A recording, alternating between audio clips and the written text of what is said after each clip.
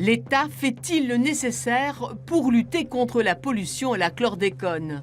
Dans un courrier envoyé à leur ministre, des fonctionnaires de l'Agence régionale de santé dénoncent des pressions pour limiter la communication sur ce dangereux pesticide. Lorsque on était enfin autorisé à communiquer, on devait être accompagné de plusieurs autres agents qui avaient clairement pour consigne d'éviter ce qu'on appelait tout dérapage. Il y avait d'autres types de pressions qui étaient de nous empêcher de parler de certains sujets. Par ailleurs, le projet de relever les seuils de pesticides autorisés dans l'alimentation inquiète un député de la Martinique qui interpelle le ministre de l'Agriculture. Je demande premièrement de suspendre cet arrêté, de revenir au LMR de base, de prendre le temps de relancer le plan chlordécone, de donner des moyens financiers à la recherche à tous les niveaux pour pouvoir réduire ce pesticide-là. Utilisée jusqu'en 1993 pour traiter les bananiers, la chlordécone a pollué l'eau et les sols.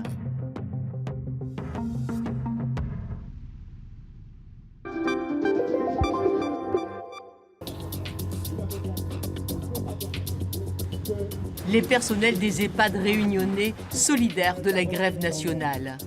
Ils sont à bout de souffle. Les personnes qui sont entre les deux, mi-autonomes, mi-grabataires, ont besoin vraiment d'un accompagnement, du laisser-faire en fait. C'est-à-dire que les professionnels sont là pour accompagner, pour stimuler, mais pas faire à la place d'eux. Il y a moins de charges physiques, mais il y a beaucoup de sollicitations et on n'a plus le temps. Même Ginette, résidente de 94 ans, constate la lourde charge de travail du personnel. Celle qui s'occupe de nous, elle se donne à fond, hein. Oui. Ça il faut reconnaître. Mais enfin, si elle avait quelqu'un pour l'épauler, ça aurait été mieux. Autre problème à La Réunion, le manque d'infrastructures.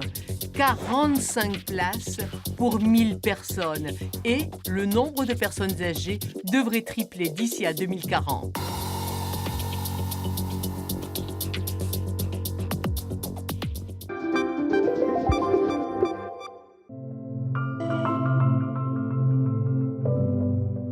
Il ne reste que 700 à 800 dugongs dans le lagon de Nouvelle-Calédonie.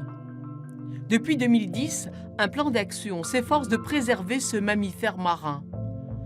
Un numéro de téléphone a été créé localement pour associer la population. Aujourd'hui, avec cette action, eh bien, on offre un outil pour que tout à chacun puisse être en mesure d'alerter facilement et à toute heure ces cas d'échouage pour qu'on puisse derrière intervenir de manière plus efficace et plus rapide. L'homme est le principal ennemi du dugong.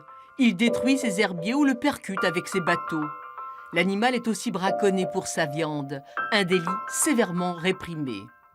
La détention de vaches marines est strictement illégale. C'est un délit qui est passible d'une amende de près de 2 millions de francs, 1 800 000, 1 an d'emprisonnement.